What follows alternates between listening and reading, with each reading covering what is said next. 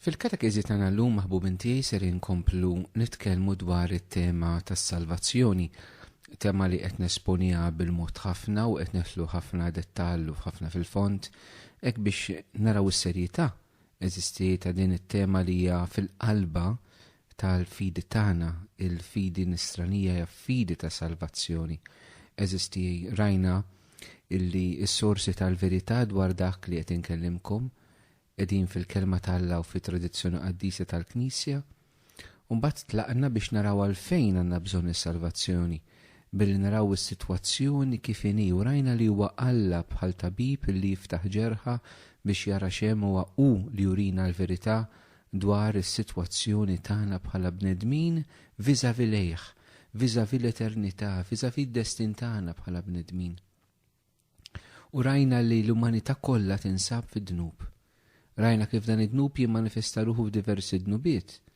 U għatrajna wkoll kif iktar meqrob il-jum biex Ġesu jerġa' jiġi, id-dnub se jerfa' aktar rasu eżisti, se naraw aktar ħażen fina, aktar ħażen fid-dinja. Rajna li dan id-dnub joħroġ mill-qalb tal-bniedem. Ma trajna eżattament x'inhu d-dnub u x'inhuma l-konsegwenzi tad-dnub. U dim dan kollu mbagħad rajna kif is-salvazzjoni tibda b'inizjattiva sħiħa ta' Alla. Meta mu speċjali ssib il-qalba tagħha fil-persuna ta' Ġesu Kristu li jsalvana bil-mewt u l-qawmin tiegħu biex ineħħi d-dnub, jaħfer id-dnub u biex aħna jagħmilna ħolqien ġdid. U rajna li dan kollu huwa minħabba il-ħnina tal-Alla.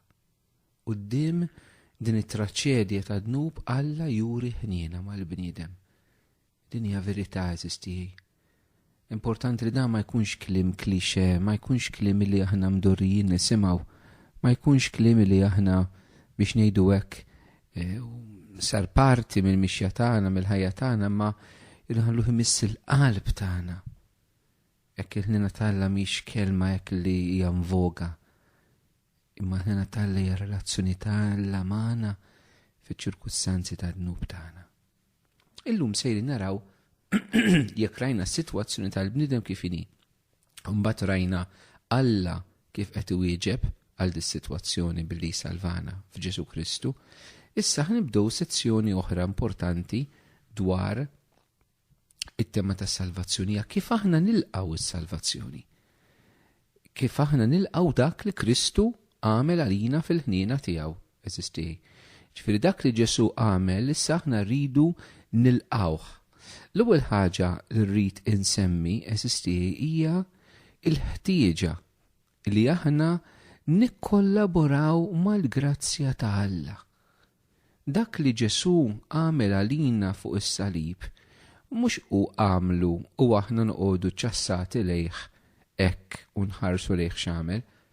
Aħna rridu nikkollaboraw miegħu. Eżisti. Din hija importanti, mhux kollox hu f'idejn Alla u aħna ma nagħmlu xejn. Aħna rridu naħdmu id fit ma' Alla għas-salvazzjoni tagħna. Sant Augustin, skużawni, żgur smajtuha, kien qal sentenza li baqa' magħruf ħafna li jgħid hekk: Alla ħalaqna mingħajrna imma ma jridx isalvana mingħajrna. Nerġa' ngħidha. Alla ħalaqna mingħajrna imma ma rridx isalvana mingħajrna. Kemm hija verità kbira, Alla ħalqek mingħajrek. Ħadd minna ma talab il-Alla biex joħolqu. Ħadd minna ma ċċetta l-grazzja li aħna ġejna maħluqa. Ħadd minna l-mulej ma talbu l-permess jekk irridx li nkun maħluq.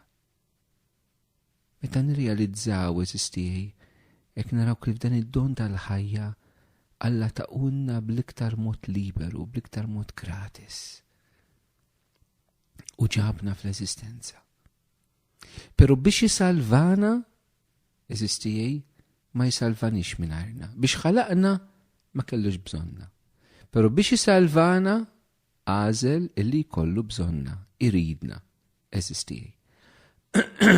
Fil-ktib tal-Apokalissi kapitlu 3 vers 20, insibu l-Ġesu jgħidin il-kelma: ara jiena fil-bieb u qiegħed inħabbat. Jekk xi ħadd jismani u jiftaħ l-bieb, jiena nidħol għandu u niekol miegħu u hu jiekol miegħi.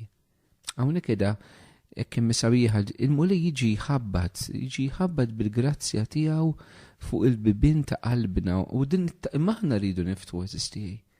Sabiex inkunu nistu niklu miegħu u jikol magħna l-ikla eżistijaj li tfakkarna ċertament fl-Ewkaristija. Tfakkarna f'Ġesu kemm tandrabi kien jikol man-nies u kien jikol mo speċjali mal-midinbin. L-ikla hija ħaġa qaddisa fil-kuntest ludi inti ma tikolx ma' kulħadd. U għalhekk Ġesu xxokkja n-nies meta mar jikol għand Zakkew, meta mar jikol għand Mattew, meta ġew il-midinbin jiklu għandu. Ġesu jixxokkja. Imma l-ikla hija simbolu tas-salvazzjoni li tagħtina, imma li aħna rridu niftħulu l-bieb. U l-mulej jista' jiġi jħabbat eżistijaj fuq il-bieb tal-qalb tagħna biex aħna nilqgħu il-grazzja tas-salvazzjoni b'diversi modi. Jista' jħabbtilna f'mumenti ta' tbatija, f'mumenti ta' mart, f'mumenti ta' disgrazzi. Jista' jħabbtilna permezz tal-ħbieb, permezz tal-ġenituri tagħna, permezz tat-tfajla, tal-ġuvni, ta' wliedek stess, ta' martek, ta' żewġek, permezz tas-saċerdoti, permezz ta' xi programm li inti tisma' jew tara, jew post li tara fuq l-internet, jew artiklu, jew ktieb, jew esperjenza li smajta xi ħadd. Alla jiġi jħabbat il-bibin ta' qalbna kif irid anke bħolma il-mulej ġerien eżistijaj. Alla iħobbu wisq il-bniedem biex xi darba ma jħabbatlux il-bieb u jistiednu jiftaħlu. Imma dan ifisser li aħna rridu nikkollaboraw mal-grazzja tal-Alla. Mela din nenfasizza għax uħud ġinet qajt ma mli raġuna Kristu salvani mela jiena salf. Le mhix daqshekk ovvja. Kristu salvana iva, imma aħna rridu nilqgħu is-salvazzjoni li tagħna, rridu ngħixuha, rridu nikkollaboraw aħna bil-parti libera umana tagħna. Imqanqlin dejjem mill-grazzja tal-Alla.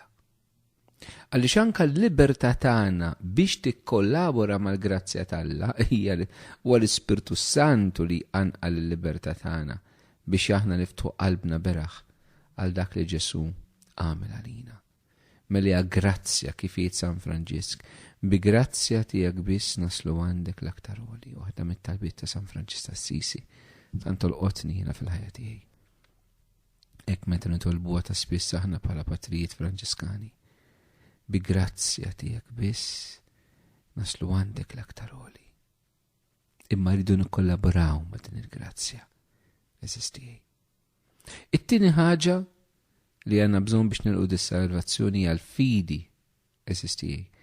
Il-fidi li tiġi mill-smieħ eżistijaj tax-xandir ta' dak li Kristu għamel għalina. Il-Knisja, il-Komunità Nisranija ixxandrinna l-misteru ta' Kristu.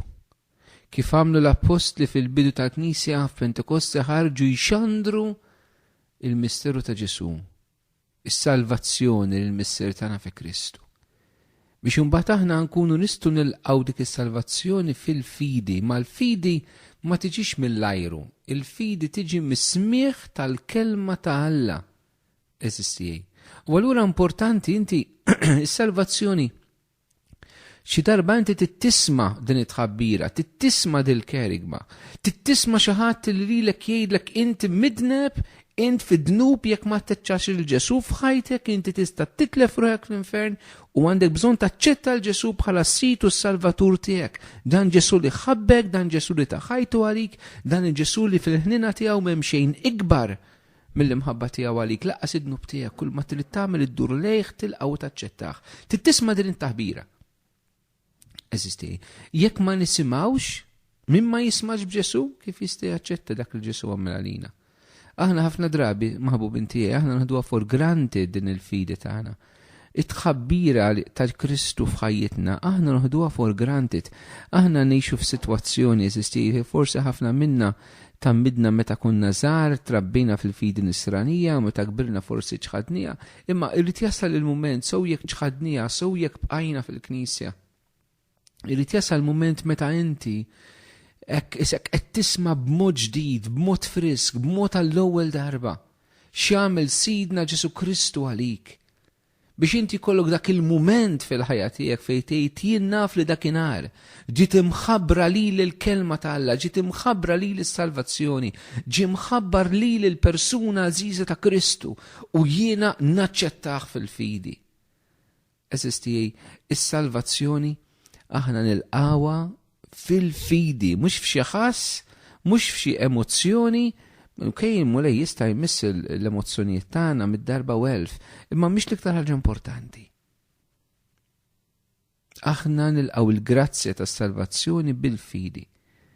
Kapitlu 10 u vers 9 tal-Ittra Rumani San Pawl jikteb: għax jekk inti stqarb f'ommok Ġesu u l-mulej u temmen f'qalbek li Alla qajmu mill-imwiet, inti s-salva. Eżisti, jekk inti stqarb f'ommok Ġesu l-mulej u temmen b'qalbek li Alla qajmu mill-imwiet, inti s-salva. Mela tkun hemm dan l-att ta' fidi. Eżisti, ma nieħdu xejn ovvju, ma nieħdu xejn for granted. U jekk forsi inti qatt ma kien hemm dan il-mument ta' fidi b'mod ċar, b'mod espliċitu, b'mod ovvju, b'mod konxju, b'mod ta' deċiżjoni, issa jista' jkun dan il-mument għalik fil-ħajja tiegħek. Issa jista' jkun dan il-mument meta inti iddur bisħieħ lejn Alla u tgħidlu jiena nemmen missier ħanin f'ibnek Ġesu Kristu Sidna li sar bniedem minn Marija Verġni bil-qawwa tal-Ispirtu Santu. Miet għalija minħabba d-nubit tiegħi, qam il-mewt u mlini bl-Ispirtu Santu. Jiena naċċettah bħala l-uniku Sid, l-uniku Salvatur fil-ħajja tiegħi u nċedi l-ħajja tiegħi kompletament lilu. U dan kollu nilqawh fil-fidi. Eżisti, ma fidi illi mhijiex emozzjoni, fidi li mhijiex skont ma jien jidirli, skont ma jien irrid nemmen, imma fidi mibnija fuq il-kelma tal-Alla, fuq il-kerigma, fuq it-tħabbira. L-kelma kerigma tfisser it-tħabbira tal-passjoni, il-mowt u l-qawmin ta' Kristu. Eżisti. Ħafna drabi jekk nintaqa' ma' ħafna nies li jirraġunaw dwar Alla kif iridu huma. Mhux kif Alla urina lilu nnifsu, kulħadd joħloq l-Alla kif ipenġiħu, kif irid huma, mhux Alla kif wera lilu nnifsu minnu. Dina waħda mill-kriżijiet li għandna fi żminijietna. Kulħadd irid joħloq l-Alla tiegħu. Il-Alla kulħadd ipenġih kif irid huwa. Flok nilqgħu ir-rivelazzjoni ta' Alla nnifsu f'Sidna Ġesu Kristu. U din il-qawwa fil-fidi. Mela l-ewwel irridu nikkollaboraw mal-grazzja, t-tieni irridu nemmnu. It-tielet ħaġa eżistijie f'din il-mixja, f'din il-passi tas-salvazzjoni hija li aħna nindmu mid-dnub tagħna. Li aħna nistqarru quddiem Alla li aħna midinbin. Naċċettaw iva li Kristu għamel għalina fuq is-salib is-salvana, imma rridu naċċettaw li jiena midneb.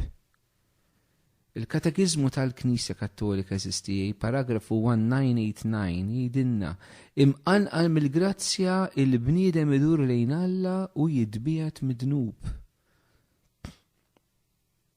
U l-Atti tal-Apostli kapitlu 3 vers 19 jidinna indmu mela u werġu lura minn dnubietkom biex jinħafrulkom. L-ewwel ittra ta' San Ġwan kapitlu 1 vers 9 tgħidilna jekk nistqarru dnubietna u fidilu ġust, hekk li jaħfirna dnubietna u jnaddafna minn kull ħażen. Hekk meta ġie mħabbar il-misteru ta' Kristu f'Pentekoste u n-nies jistaqsu l-apostli x'għandna nagħmlu, tweġiba tal-apostli kienet indmu. Quddiem dak li Alla mela lina rridu nistqarru li aħna midinbin u bil-qawwa tal-grazzja tal-Alla aħna jiddispjaċina. Issa d-dispjaċir l-indiema mhijiex li inti tagħmel xi snin twal tibki d-dnubiet tiegħek. Jew li tħoss xi rimors fil-kuxjenza tiegħek. Dawk jistgħu jkunu jakkumpanjaw l-indiema tagħna, iva, imma l-indiema profonda hija li inti taraf li inti ħatta kontra dak li Alla rid minnek. Li inti warrabt l-Alla, li inti ċħatt il-Kristu, li inti warrabt il-talim tiegħu, li inti ksirt il-kelma tiegħu, ma weġibx għal-imħabtu, ksirt il-kmandamenti tiegħu. Li inti anke ma tħoss li għamilt xi ħaġa ħażina, aħna ma nimxux fuq il-ħass, imma fuq xtejt il-verità tal-kelma tal-Alla, għalhekk irridu nisimgħu il-kelma. inkella m'hemmx indiema eżistija, inkella kulħadd kif iħoss u kulħadd kif jirraġuna hu. Ma din l-indiema tittiġi eżistija milli jiena jekk il-kelma talla tgħidli li dil ħaġa hija ħażina, li nindem ifisser li jiena naqbel mal-kelma talla li dik il-ħaġa ħażina f'ħajti hija ħażina, anke kien ma nħoss li ħażina. Aħna ma nimxux fuq il-ħass, imma nimxu fuq il-verità tal-kelma illi tatina. Maħbubin tiegħi, inti tista' tħossok illi m'intix qed tagħmel xejn ħażin jekk tisraq. Tħossok ma qed tagħmel xejn ħażin jekk taqleb għal martek u l-żewġek. Tħossok ma qed tagħmel xejn ħażin jekk inti qed tieħu droga, jekk inti qed titraffika droga. Tħossek. Ma jfissirx li għax tħoss li inti okej, ġifieri inti okej quddiem Alla. Irridu nisimgħu il-kelma li lilna ċaqlaqna minn ġewwa maħbubin tiegħi. Il-kelma li tikxef id-dnub ġewwa fina. Il-kelma li teħrosna mill-qerqa, mill-ingann li ħafna drabi aħna nkunu fih u bajnejna mazzin eżistijaj naħsbu li aħna tajbin. Metri kelma talla tneżżana, iżżarmana, tikxef il-verità ta' dak li hemm fil-qalb tagħna. U allura nindmu. Jekk tgħid ħajja dil-ħaġa f'ħajti mhijiex skont il-qalb talla. Jiena ħajti minix nibnija verament fuq Ġesu, Ġesu parti minn ħajti ma sarx ħajti. Jekk tirrealizza li m'intix tiddependi fuq il-qawwa tiegħu. Tirrealizza li inti provajt issalva lilek innifsek tan drabi.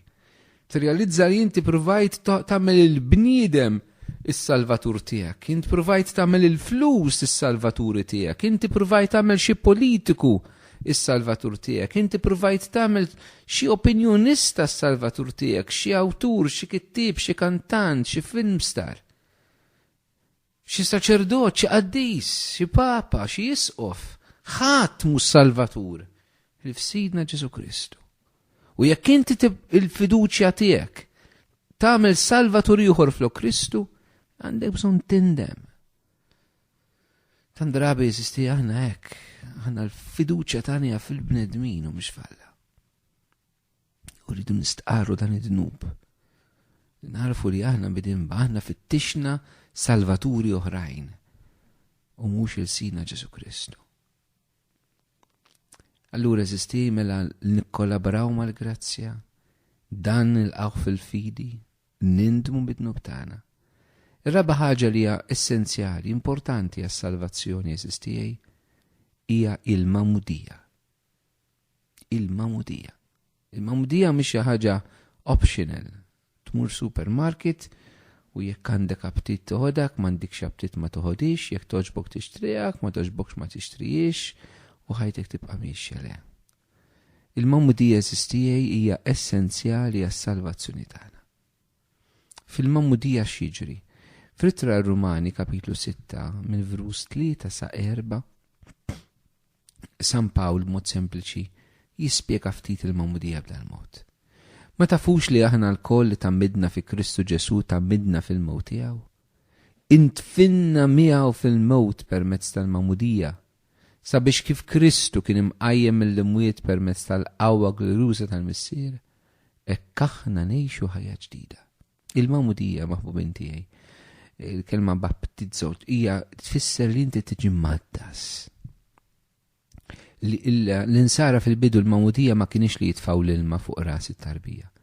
Ma l-insara kienu jitamdu adulti fil-maġġoranza assoluta tagħhom u il-persuna li ħatkun ħatitammet jgħidulek katekumenu kien jinżel taħt l-ilma fil-veru sens tal-kelma. U li inti tinżel taħt l-ilma kien simbolu li jfisser li inti diħel fil-mewt ta' Ġesu. Il-mewt tiegħu fuq is-salib biex imbagħad inti toħroġ mill-ilma. Li kien simbolu jfisser li kif Kristu ħareġ mill-mewt, ħareġ mill-qabar rixoxta, issa inset rixoxta mela l-mamudija wa dan il-moment meta jiena ninżel fil-mewt, fil-qabar ta' Kristu biex jiena nirxoxta mill-ġdid ma' Kristu. U dan mhuwiex sempliċiment xi ġest li juri d-deċiżjoni tiegħi, imma permezz tal-mamudija jiena nirċievi l-grazzja tal-Ispirtu, l-grazzja tal-ġustifikazzjoni, il-grazzja li jiena niġi magħmul ġust quddiem Alla, il-grazzja li jiena niġi verament quddiem Alla mhux biss dikjarat li jiena ħieles mid-dnub, middikjarat li jiena tħalt f'dil-qdussija tal-Alla, imma dil-qdussija tal-Alla tiġi mogħtija lili. Eżisti. Allura dak li Kristu għamel għalina mhux biżżejjed li aħna nikkollabraw bil-grazzja, illi aħna nemnuh li aħna nindmu, imma dan irid jiġi ċelebrat fis-sagrament tal-Magħmudija eżisti. Li jitlob u jinkorpora daw l-azzjonijiet tagħna li aħna niċħdu lix-xitan, aħna naċċettaw lil Ġesu, aħna niħtlu fil-mewt tiegħu biex nirxuxtaw miegħu, imma nirċievu wkoll il-qawwa u l-grazzja tal-Ispirtu Santu li jiġġenerana, li jagħtina ħajja ġdida, li jwellidna mill-ġdid. Eżisti. Issa aħna l-Magħmudija l-kol kemm aħna l-maġġoranza tagħna ħadniehom ta' konna żgħar u forsi dan kollu mhux dejjem kien ċar quddiem għajnejna. Però aħna f'Sibt il-Għid il-kol kemm aħna niċċelebraw mill-ġdid it-tiġdid tal-Magħmudija tagħna fil-ħajja tagħna. U allura kull Sibt il-Għid huwa mument biex aħna nġeddu dan kollu u għalhekk jiġi r-randan qabel, għalhekk jiġu l-eżerċizzi, jiġu l-irtiri biex aħna neħtlu f'din il-bidla, f'dan it-tiġdid li Alla irid jagħmel fina maħbubin tiegħi. U l-Magħmudija li aħna rċevejna tant snilu tista' tiġġedded qatt ma nistgħu nieħdu Magħmudija oħra, Magħmudija darba biss, però il-grazzja tagħha tista' tiġġedded diversi drabi. Ħbib tiegħi. U dan importanti li nsibu aħna dan il-mument fejn niġġeddu. Ma nħallux il-Magħmudija tagħna ħaġa tal-passat, ħaġa li l-ġenituri b'ħafna mħabba u dedikazzjoni tagħna u hija grazzja kbira li rċevejnija. Imma issa bħala nsar adult il-kol kemm aħna irrid ngħaddu minn dak il-mument fejn niġġeddu mill-ġdid u nġeddu u nitolbu l-Ispirtu Santu jġeddet id-don tal-Magħmudija fina. Il-ħames ħaġa hekk biex is-salvazzjoni tagħna nirċevuha b'mod sieħ hija li aħna nibqgħu ngħixu fil-mħabba. Ftakar x'qalilna San Pawl meta qrajtilkom tal-Magħmudija, hekk aħna ngħixu ħajja ġdida. Biex inti ssalva mhux biżżejjed li titgħammet u taqaf hemmhekk. Tgħix ħajja ġdida, ħajja mibnija fuq il-mħabba. San Pawl fl-ittra tiegħu l-Efesin kapitlu 2 vers 10 jgħidilna li aħna maħluqa fi Kristu biex nagħmlu l-opri tajba li Alla ħallina minn qabel li għandna nagħmlu. Mhux biżżejjed li inti ssalva fil-fidi, imma il-fidi tissarraf fl-opri tajba li Alla ħejjinna biex nagħmlu. U dawn huma l-opri ta' karità, huma l-opri ta' ħnina, huma l-opri tal-imħabba. L-istess Spiritu Santu li jiena nilqaw is-salvazzjoni fil-fidi fi Kristu Ġesu u l-Ispirtu li jiena ngħixu din is-salvazzjoni fl-imħabba. Fl-imħabba li Alla, fil-imħabba li l-proxmu, fil-imħabba li nfusna. Il-fidi tagħna, s-salvazzjoni tagħna mhix kliem jew talb biss, imma tissarraf fl-mil fil-ħajja ta' kuljum. U s-sitt ħaġa u l-aħħar ħaġa dak li aħna għandna nagħmlu eżistijaj fit-tweġiba tagħna bħala bnedmin għal dak li Alla għamlilna u li nipperseveraw sal-aħħar. Sal-aħħar. San Pawl fl-ittra tiegħu l-Filippin kapitlu 2 verus 12-13 jgħidilna: ħabirku għas-salvazzjoni tagħkom bil-biża' u t-trejid. Alla u li jaħdem fikom u jġelkom tridu u tħabirku biex tagħmlu dak illi joġob lilu. ħabirku għas-salvazzjoni tagħkom fil-biża' u trejid. Hekk mela aħna mhux biżżejjed li inti aċċettajt il-Ġesu fis-situ l-ħajja tiegħek, mhux biżżejjed li inti tammit, mhux biżżejjed li tgħix l-imħabba, ma dan tippersevera sal-aħħar. Sal-aħħar bib tiegħi, idu nħabirku. Ħadd minna ma jista' jserraħ rasu. Ħadd minna ma jista' jserraħ rasu. Sal-aħħar momenti nistgħu nikkonvertu, però sal-aħħar momenti aħna nistgħu niċħdu il-Ġesu Kristu f'ħajjitna. Li inti temmen illum m'għandekx garanzija li inti ħatmut temmen. Li inti illum mixi wara Ġesu m'għandek l-ebda garanzija li inti ħatmut temmen fi Kristu. Inti tista' tiċħad il-Kristu. Jien m'għandi l-ebda garanzija li jiena nista' nibqa' nemmen sal-aħħar mument ta' ħajti. Jiena nista' nċħad il-Kristu wkoll. Jekk jien ma nipperseverax sal-aħħar, ma nitqabadx, ma ngħix il-grazzja tal-Magħmudija, ma ngħix il-qawwa tal-Ispirtu, ma nikbirx fil-ħajja tas-sagramenti tal-Knisja. Ħafna minn eżistiex kuntant inserħu wisq moħħna b'dak li aħna forsi esperjenzajna fil-passat, għaxi darba milt esperjenza ta' Alla. Good for you, kienet biżejjed biex tibnik, immissa biex tkompli tibqa' miexi. U ħadd minna m'għandu jserraħ moħħu. Eżisti, ma jfissirx li għandu jkollna xi biża' u ma nafxiex, imma għandu jkollna moħħna hemmhekk, fiduċja sieħa u tama assoluta f'Alla li jagħtina grazzja tiegħu nikkollaboraw miegħu, però ma nieħdu xejn for granted. Dak li rid ngħid. Iridu nipperseveraw. Il-fidi, is-salvazzjoni tibża liha għax hija dajfa u tista' titlifa maħbubin tiegħi. Ma nieħdu xejn for granted.